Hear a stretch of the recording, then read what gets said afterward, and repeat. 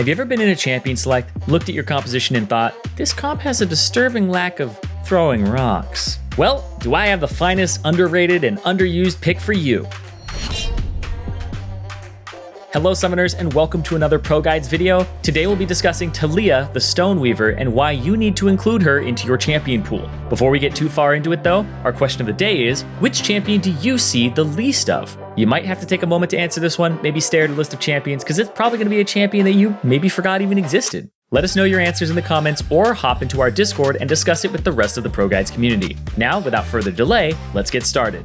Taliyah is one of League's most profoundly underused champions, similar to Aurelion Sol. For those of you who understandably don't know her because you haven't seen her in a year and a half like the rest of us, here's a quick breakdown. Taliyah is basically an earth mage that trained under Yasuo to learn better control of her power. Why anyone would go to Yasuo to learn about control is beyond me, but I digress. Her Q lets her throw a series of rocks in a line while she moves around. Her W is a directional knockup, her E is a stone minefield that explodes when people dash over it, and her ultimate lets her create a wall of stone that she surfs on, then dismounts when she's ready. After Taliyah Qs, a large circle is placed on the ground beneath her, and it becomes worked ground. And if Taliyah casts Q again while she's on worked ground, it only throws one single rock instead. Also, the phrase, throw another rock, will be drilled into your memory forever. So I know what you're thinking. If this champion is so great, why don't I ever see her?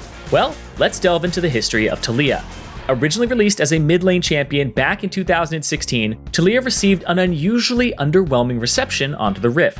No one really seemed to care for her because her kit felt too clunky. So many people pushed her to the wayside. It wasn't until CJ Entis' mid laner, Skye, dominated a game against Jinair with Taliyah that people began really giving her a chance. You see, on initial release, Taliyah's Q rocks did a bit of AoE damage, so when this was combined with the rest of her kit, she had an absurd amount of wave clear, coupled with an equally absurd ability to gank side lanes with her ultimate. She was basically just a scarier Twisted Fate who could one-shot way more easily. On top of that, her Q also gave her increased movement speed on the worked ground it created. So, her bobbing and weaving was truly something to behold. After the pro scene learned the true strengths of Taliyah, she naturally gained a rise in popularity as a premier solo queue champion as well, since she could easily impact side lanes and hard carry games with her damage. Another reason that she didn't catch on too early was the fact that when she was released, people started maxing her E first. Even though her Q seemed like her premier ability, it was still too weak, and the following hotfix reduced its mana cost, as well as the duration of worked ground. And then, on the next patch, they made it deal 50% bonus damage to minions, to try and counteract that people were maxing E to wave clear, as opposed to the Q, which was the intended thing that people were supposed to max. But this became way too powerful.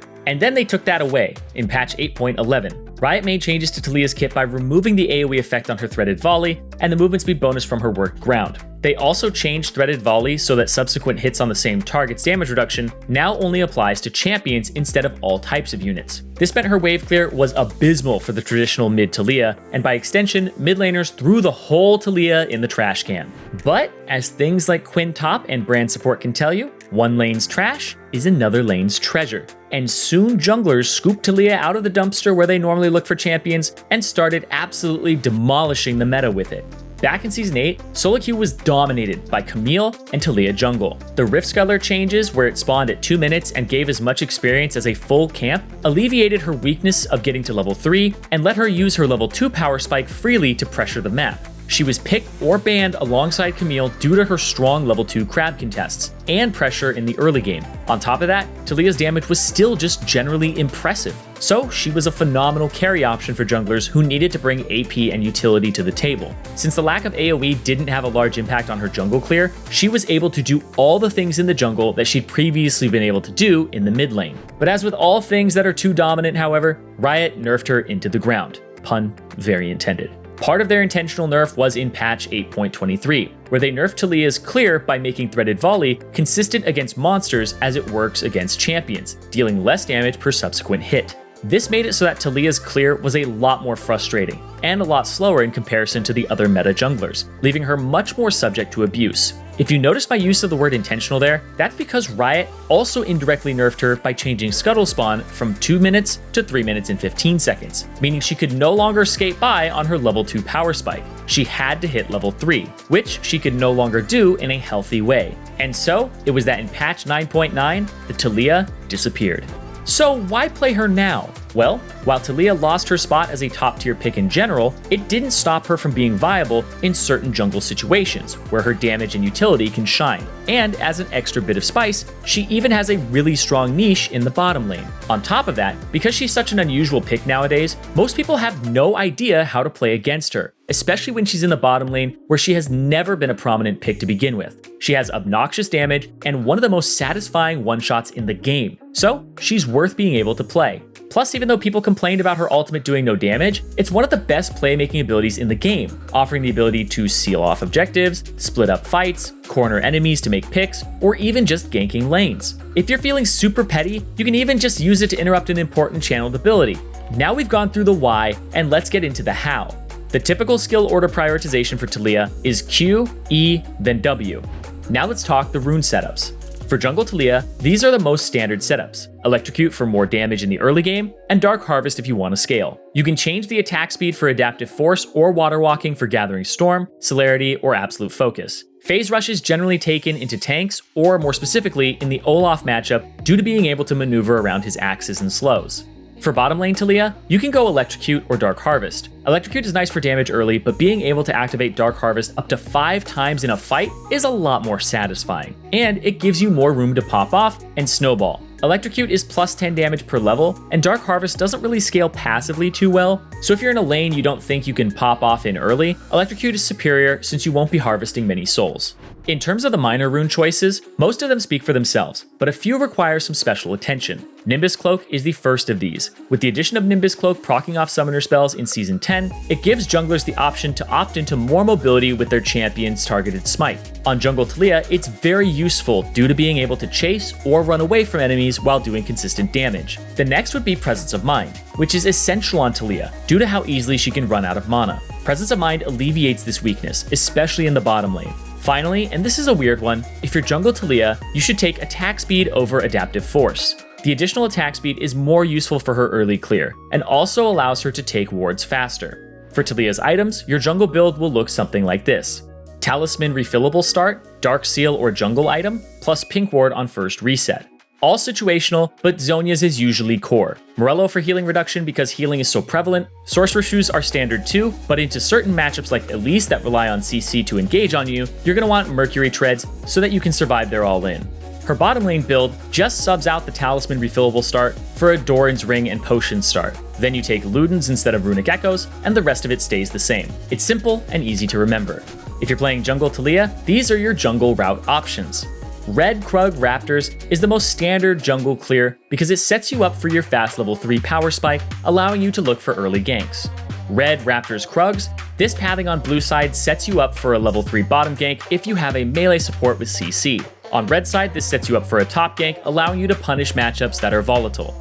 Red Blue Gromp, this is the safer pathing against champions like Jarvan, Graves, Nidalee, or Elise, who are looking to invade you after their clear. Taliyah's first clear is her biggest weakness, due to the clear being slower than the other meta junglers. This clear will allow you to secure your jungle, and you can adjust your pathing accordingly to the map.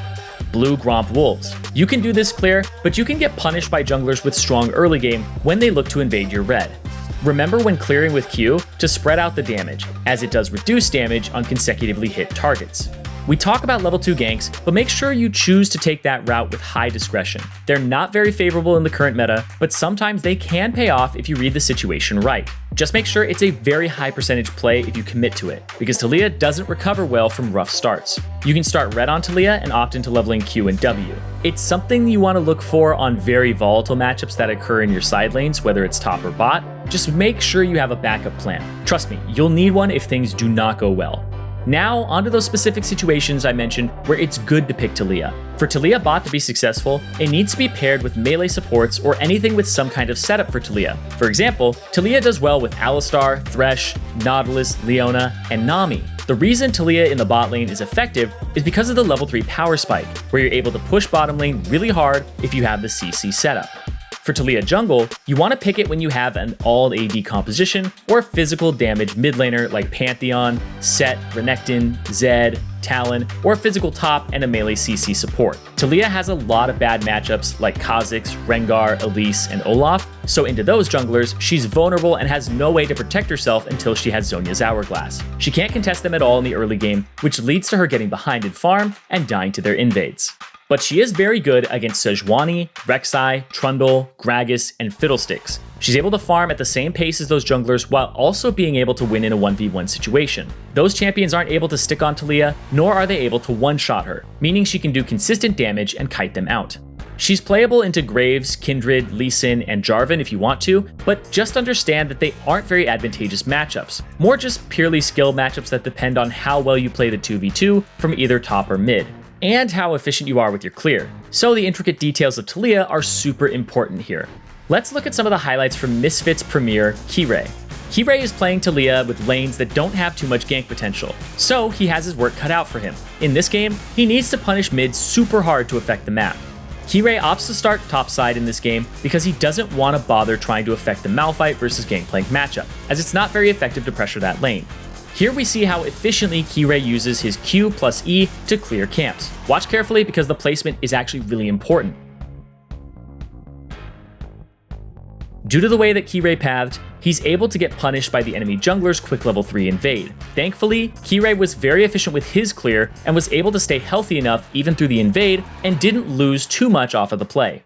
Here, KIREI opts to try to gank bot. It's not that effective, but it's not too terribly bad because he's against Volibear. If he was against Graves or Karthus or any other fast clear jungler, he would have gotten punished, but not into Volibear. This is an example of why it's important to know the situation before you pick Taliyah.